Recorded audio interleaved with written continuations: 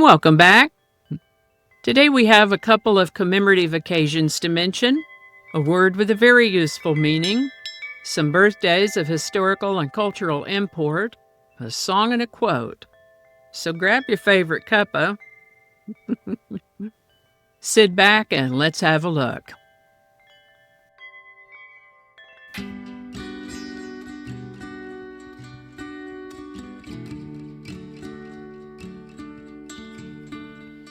Hi there, and welcome to This Day in History for August 19th. August 19th is the 231st day of the year in the Gregorian calendar, 232nd in leap years, with 134 days remaining to the end of the year. August 19th is National Aviation Day to celebrate the development of aviation. This date was set by Franklin D. Roosevelt, and this particular date was chosen as it is Orville Wright's birthday. National Aviation Day has been recognized since 1939. National Aviation Day. August 19th is also World Humanitarian Day, designated by the United Nations General Assembly. World Humanitarian Day is an international day dedicated to recognize humanitarian personnel and those who have died working for humanitarian causes. World Humanitarian Day occurs every August 19th since 2009. World Humanitarian Day. Today's word is improvise. Improvise is a verb that has several meanings, more or less related. Improvise can mean to compose, recite, or sing, especially in verse, or to play an instrument or act extemporaneously.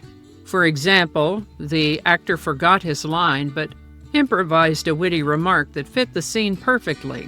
Improvise can mean to construct or fabricate out of what is conveniently at hand, to make or create something from what is available, especially when usual materials or plans are lacking. For example, finding themselves more or less stranded, they improvised a shelter from leaves and sticks. Improvise can mean to bring about, arrange, or make on the spur of the moment or without preparation, as in grandmother hastily improvised supper.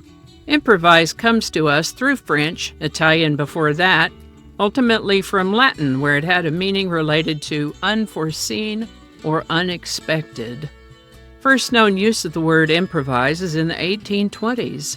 Improvise. And with that, sure enough, this is the birthday of Orville Wright, born August 19th, 1871 in Dayton, Ohio. We often hear about the Wright brothers, both of them, so it feels a little odd talking about one brother at a time. But this is Orville's birthday, so that's who we're going to talk about today, mostly. Orville is the younger of the two by about 4.5 years, plus or minus. Their dad was a bishop and traveled a good bit, and the Wrights moved often. One time the boy's father brought home a toy helicopter based on an invention of a French aeronautical pioneer. This toy helicopter was made of paper, bamboo, and cork, with a rubber band to twirl its rotor. The boys played with this toy helicopter until it broke, and then built their own. They would later credit this experience with sparking their interest in flying. The boys were great tinkerers. Wilbur helped Orville build a printing press, so Orville dropped out of high school after his junior year to start a printing business. They published a couple of weekly papers and even tried their hand at a daily paper, but only did that for about 4 months. Later on, they became interested in bicycles and opened a bicycle sales and repair shop.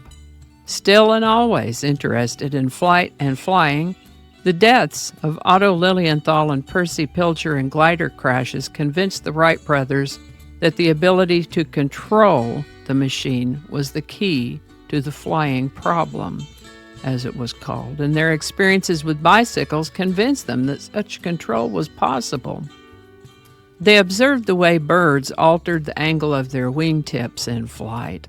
They built a small wind tunnel in their shop to test various wing shapes.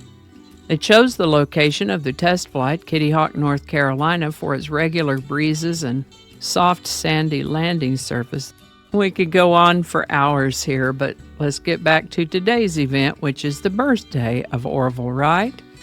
Orville Wright passed in January of 1948 at the age of 76.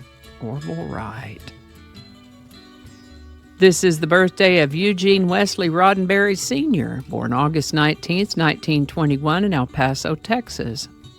Best known for creating the science fiction franchise Star Trek, he also wrote scripts for the TV shows Highway Patrol, Have Gun Will Travel, and others, and also produced his own television series, The Lieutenant.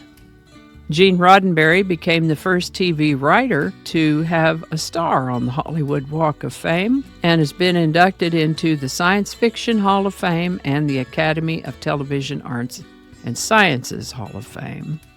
Gene Roddenberry lived to the age of 70. This is the birthday of singer-songwriter and actor Johnny Nash, born August 19, 1940 in Houston, Texas. He performed and worked in the musical genre of traditional pop and reggae, and his career in music spanned over 60 years. Johnny Nash sang the theme song to the syndicated animated cartoon series The Mighty Hercules, which ran on various television stations from 1963 to 1966. Johnny Nash passed in October of 2020 at the age of 80. Johnny Nash. Today's song is I Could See Clearly Now by Johnny Nash. Written, performed, and produced by Johnny Nash, this one was released in 1972 as the lead single from his 12th album of the same name. I Can See Clearly Now hit number 1 on the Billboard Hot 100 in the Cashbox charts and in Canada and South Africa, and has been covered by quite a few artists, with dozens of references and mentions in other popular culture. Nice song. I Can See Clearly Now by Johnny Nash. Link in the description. How about that? Today's word improvise reminded me of today's quote. It's based on a concept of thrift, a notion my grandmother liked to encourage.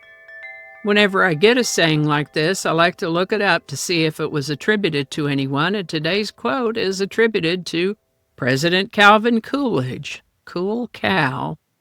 It looks to be that his presidency concluded just about the time the Great Depression was coming on, and I've certainly known some dear old souls who went through that, who might have had this saying cross-stitched in a sampler on the wall. It is, use it up, wear it out, make it do or do without. Attributed to Calvin Coolidge.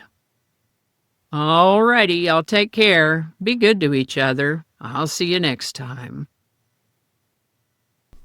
And I think that's going to do it for us today. Thank you so much for watching. Consider subscribing if you haven't already. Feel free to share this video with a link in your email, messaging, or social media. If you enjoy this series, you can check out the playlists in the description. You can find me on BitChute, Facebook, Odyssey, Rumble, YouTube, and X, as well as on a blog page called No Really. No Really. No Really. Consider following my Day in History page on Facebook if you're on Facebook. I also have a Patreon account now, or you can buy me a coffee. All those links are in the description. Alrighty, that's all I can think of right now.